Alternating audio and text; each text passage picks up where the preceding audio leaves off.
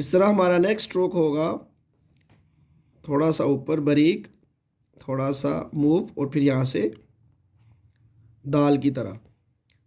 आइए हम पहले दाल को भी समझते हैं। दाल पूरा मार्कर रखे ऐसे सीधा, फॉर एग्जांपल सीधी लाइन लगाए, यहाँ से ऐसे बिल्कुल मार्कर सीधा रखने के बाद कर्व की तरह नीचे आए, कर्व। दोबारा से समझिए, कर्व, पीछे को नहीं जाना, यहाँ से ही कर्व, फिर ये जैसा कि इंक्लाइंड प्लेन फिजिक्स में होता है, ये चीज़ इस तरह से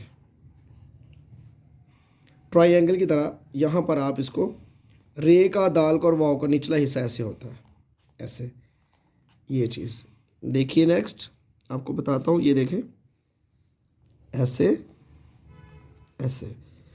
तो इसकी मश्क भी कीजिए, मार्कर को तिरछा चलाना सीखिए, तिरछा कैसे चलेगा और नोक कैसे बनेगी, ये मार्कर की मूवमेंट के ऊपर है। इससे आपके हाथ के अंदर फ्लेक्सिबिलिटी और आपका हाथ भी कंट्रोल और ग्रिप आना शुरू हो जाएगी।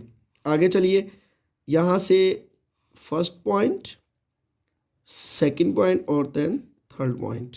दोबारा समझिए, फर्स्ट पॉइंट, सेकंड पॉइंट और देन थर्ड पॉइंट। तो ये कुछ बुनियादी हरूफ हैं जिससे हम बड़ी अशकाल को समझेंगे।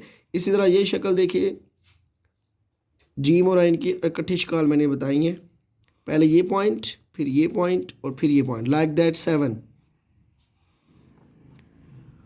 तो इन अशकाल को CP, HP और फिर CP के साथ आप बनाएंगे।